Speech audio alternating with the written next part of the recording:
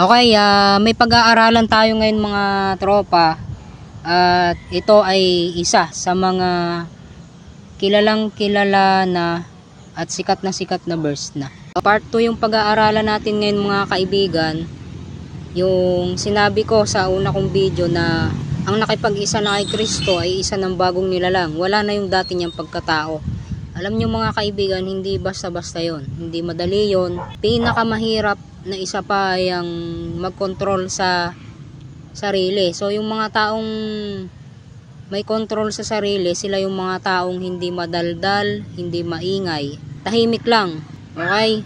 Yun yung pag-aaralan natin ngayon. Sabi ko din mga tropa dun sa video na yon ay hindi lang pwedeng ma-encourage lang tayo. Kumbaga ang encouragement ay motivation lang.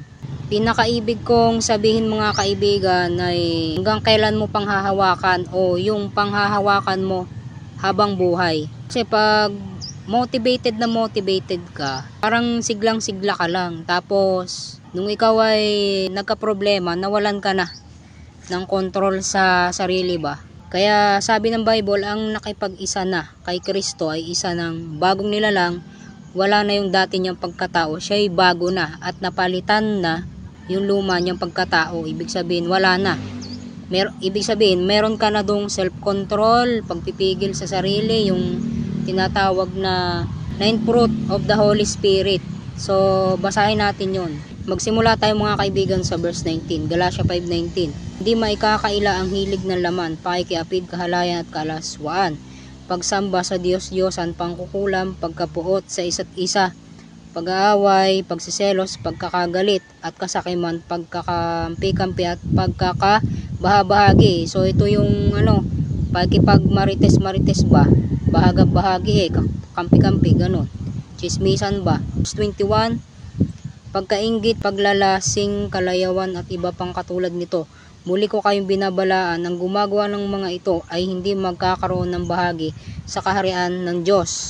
Verse 22, subalit ang bunga ng Espiritu ay pag-ibig, kagalakan, kapayapaan, katyagaan, kabaitan, kabutihan, katapatan, kahinahunan, at pagpipigil sa sarili. Walang batas laban sa mga ito. Ito ang pinakamahirap mga tol, yung pagpipigil sa sarili. Alam nyo, sa biyaya lang ito ng Diyos. Muntik na akong mawala ng kontrol nung Sabado lang. Anong araw ngayon?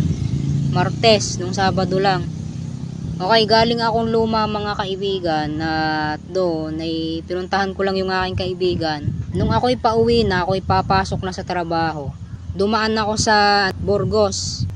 Galing sa luma, Ebanghilista, lumiko ako sa kanan papuntang highway ng Burgos, tapos doon sa kanto ilalagay ko diyan. Doon sa kanto, hanggang kanto ng McDo sa P. Burgos, papuntang plaza na yon. Hindi ngayon mga kaibigan, pag abot ko doon sa kanto ng McDo, may stoplight doon. Ako'y nananakbo ng dahan-dahan kasi kita ko yung stoplight, malapit na siya magpula. Sinigawan ako mga kaibigan ng TDRO doon at ang sabi sa akin mga kaibigan ni, hoy, ikaw kumabi at hindi makauna yung sasakyan sa iyo. Alam nyo mga kaibigan, ang lawak-lawak nung kalsada. Nasa kaliwa ako. Eh di syempre, alam naman bubuntot sa akin yung mga sasakyan. Eh ako'y nasa tabi. Gutter na nga yung tabi ko eh. Eh ako daw ay tumabi. Eh hindi ko lang sinabing, ang lawak-lawak ng Sabi ko na lang sa sarili ko, lawak-lawak ng kalsada. Syempre, overtake sana sa sasakyan kung gusto niya humabol sa stoplight. Eh ako naman, hindi na ako humabol sa stoplight dahil malapit nang magpula. Tsaka isa pa, kung makikita nyo mga kaibigan, iisa ang aking preno. Tapos pudpud na. Hindi pa ako nakakabili dahil malayo-layo pa ang sahod. Mga 1 linggo pa siguro. Ay malalaman ko kung magkano yon. Bibilhan ko to ng preno tsaka gulong kasi manipis na. Tapos ang malala pa nito, putol yung aking preno sa hulihan. Kaya medyo ako'y nabad trip din mga tol no, at nakontrol ko pa rin yung aking sarili sa biyaya ni Lord. Kaya pasalamat yung TDR yung sabi ko sa sarili ko. Ang nakatapat niya mabait-bait pa. Kung sa iba-iba yun, babalikan yun, yung baga namang sisigawan mo yung tao. hindi mo naman kilala, pwede ka naman suminyas na, halimbawa ay dito sa tabi ganun, o kung anong itatawag mo sa tao lalo't hindi mo kilala. Pag hindi mo kilala yung tao, pwede mong, kung yan ay lalaki, edi kuya, hindi mo kilala. Kung babae, edi ate, kasi hindi mo kilala.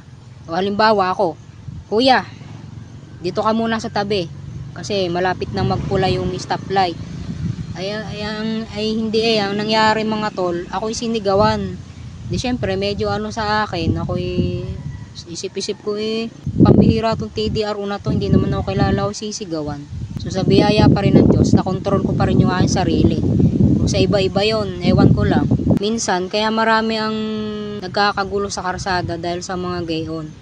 Kaya kapag ikaw talaga ay nabago, meron ka nito. Kawikaan 18:21, ang buhay at kamatayan ay sa dila ng kasalalay, makikinabang ng bunga nito ay nagmamahal. Makikinabang ng bunga nito, ang dito ay nagmamahal. Ibang translation, makikinabang niyon ay yung makakapakinig nun. Yan ang hindi nila alam. At ang isa pa, mga kaibigan, na ito. Kawikaan 13:3, ang maingat magsalita ay nag-iingat ng kanyang buhay. Kaya kung gusto mong ingatan ang iyong buhay, mag-iingat ka sa iyong salita. Minsan kasi ang tao, yung may masabi laang ganon, minsan hindi natin alam, sa pagsasalita kahit biro lang ay nakakasakit pala. Kaya kung meron kang isang tao na yung kinaiinisan, kumprontahin mo na lang ng ayos o kaya ipanalangin mo. Ganun lamang yan Sabi dito, ang maingat magsalita ay nag-iingat ng kanyang buhay, ngunit ang taong madaldal ay nasasadlak sa kapahamakan. Sa ibang translation, ang maingat magsalita ay nag-iingat ng kanyang buhay, ngunit ang nagsasawalang bahala nito ay mapapahamak. Kaya kung ayaw mong mapahamak, mag-iingat ka sa iyong salita. At kapag nag-iingat ka sa iyong salita, iniingatan mo ang buhay mo. Kaya mga tol, lalo na't nakakakilala tayo kay Lord, iwasan natin yung mga gayong tao. Kasi kahit sino kapag sinigawan ay magagalit. Buti ako, pasalamat siya sa Diyos at ako'y nakapag-control. Kung hindi, siya'y mahasagot ko doon. Titinginan sa akin ng mga tao doon. Sari-salabin nyo. May mga natawid pa naman. Tapos may mga humihintong sa likod ko, mga nakamotor. Pasalamat siya kung naka-video yun at naka-record, i-upload ko yun sa baka na-upload ko yun mga tol dito sa YouTube tsaka sa Facebook at sa TikTok. Hindi naman niya kilala yung sinisigawan niya hindi naman niya kilala yung tao tapos sisigawan niya, mahirap yung gayong ugali mga tol. Nako, iwasan natin yung mga gayon at tayo mapapaaway pagka ganon. Pag nakatapat ka na mainit-init sa iyo, pag ikaw binalikan, nako, kawawa ka. Tama yung sinabi niya na baka ako'y masagi, pero nasa tabi naman ako, ang lawak-lawak ng kalsada. Tama yun, ang mali lamang niya doon yung sinigawan niya doon. Kaya mga tol, kapag tayo nakakilala na kay Lord at hindi natin kilala yung tao, wag natin sisigawan. Okay, yun lamang mga kaibigan na meron tayong natutunan. Mag-iingat po kayo palagi. Salamat po sa inyong panonood, pagsubaybay. Peace out and God bless.